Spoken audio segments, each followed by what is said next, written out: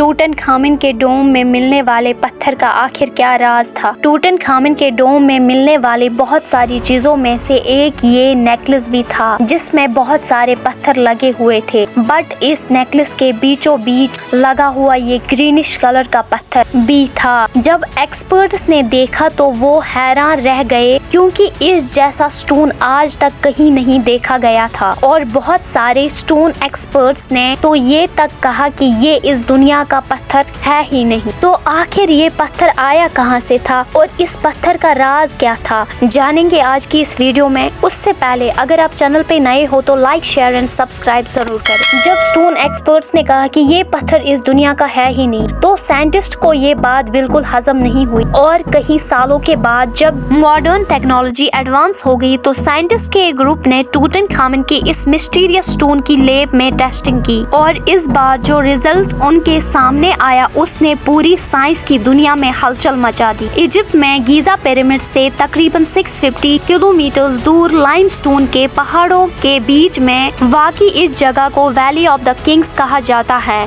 हजारों साल पहले यहाँ के किंग्स और क्वींस को उनके खजानों के साथ बड़ी शानो शौकत के साथ दफनाया जाता था। खजानों से भरे ये डोम्स वक्त के साथ साथ लूट लिए जाते थे, लेकिन सिर्फ एक ऐसा डोम था जो हमें बिल्कुल असली हालत में मिला था। ये डोम इन लुटेरों से आखिर बच कैसे गया था, इसको कब और कैसे ढूंढा गया। ये डोम था किंग टूटनखामन का जिसने आज से तकरीबन 35,000 साल पहले इजिप्ट पर राज किया था, क्योंकि किंग टूटनखामन की मम्मी और यहाँ से मिलने वाला खजाने की खबर ने पूरी दुनिया में हलचल मचा रखी थी। इसलिए ये खजाना देखने के लिए दुनिया भर से लोग आ रहे थे। प्योर गोल्ड से बनी हजारों चीजें इस खजाने का हिस्सा थी, पर इस खजाने में एक नेकलेस ऐसा था जिस पर बहुत सारे स्टोन्स लगे थे। बाकी सारी चीजें तो सबकी समझ में आ रही थी, पर इस नेकलेस पर लगे हुए पत्थर किसी की भी समझ में नहीं आ रहे थे। हजारों मिनरोलॉजिस्ट और स्टोन एक्सपर्ट्स को बुलाया गया, पर इसकी असल हकीकत से पर्दा ना उठ सका। हमारी दुनिया में अभी तक 200 से भी ज्यादा जेम स्टोन्स पाए गए हैं, लेकिन ये हैरत अंगेज पत्थर इन सब से काफी ज्यादा डिफरेंट था। वहाँ के लोकल्स ये बात मानने पर मजबूर हो गए थे कि टूटनखामन का ये पत्थर कोई जादुई पत्थर है या तो ये फिर किसी और प्लेनेट से लाया गया है। कई सालों बाद मिनरोलॉजिस्ट के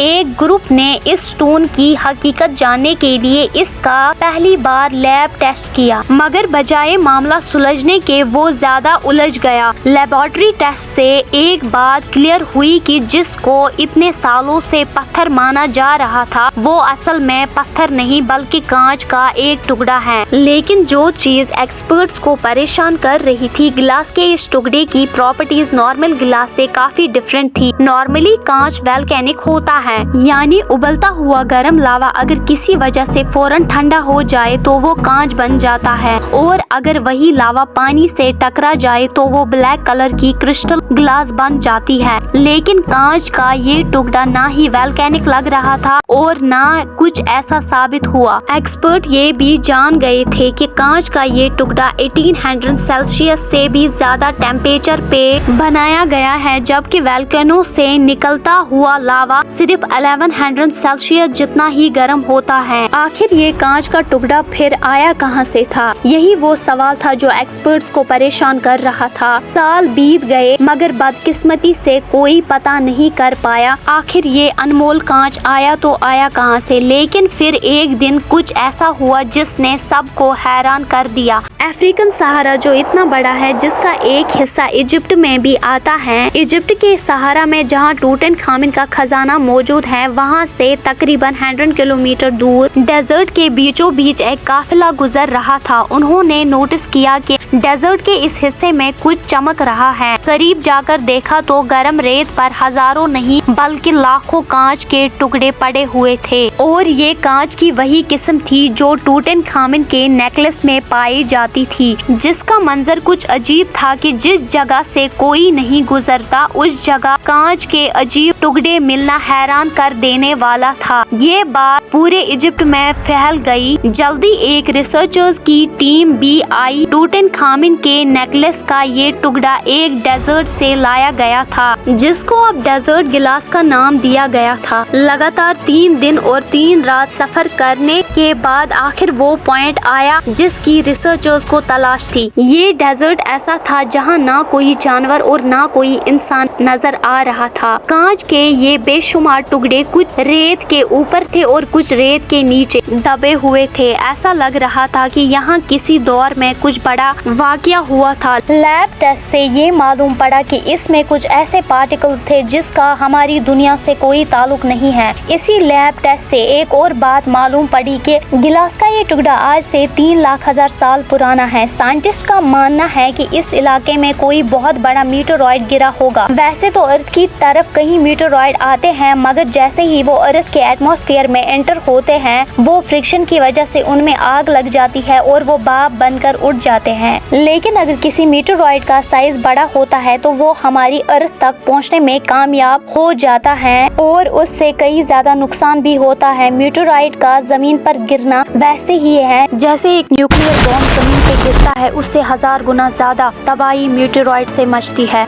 मीटेरॉइड के गिरने की ये निशानी होती है कि वो जमीन पर बहुत बड़ा क्रिएटर छोड़ जाती है और ऐसा लगता है कि आप किसी खाई के किनारे बैठे हो। लेकिन इस डेजर्ट में ऐसा कोई क्रिएटर नहीं था जिससे लगे कि वहाँ कोई मीटेरॉइड गिरा है। टूटनखामन के नेकलेस से बात शुरू होकर अब मीटेरॉइड तक पहुंची थी और फिर फारूक, जो कि एक साइंटिस्ट और जियोलॉजिस्ट भी हैं, उन्होंने उलझी हुई गुत्थी को आखिर सुलझा दिया। उन्होंने सैटेलाइट इमेज के जरिए उस जगह की खोज की जहां कभी मीटेरॉइड गिरा और फिर बोला 7,000 साल पहले ये रेगिस्तान एक हरा भरा जंगल हुआ करता था जहां नदियां भी बहती थी।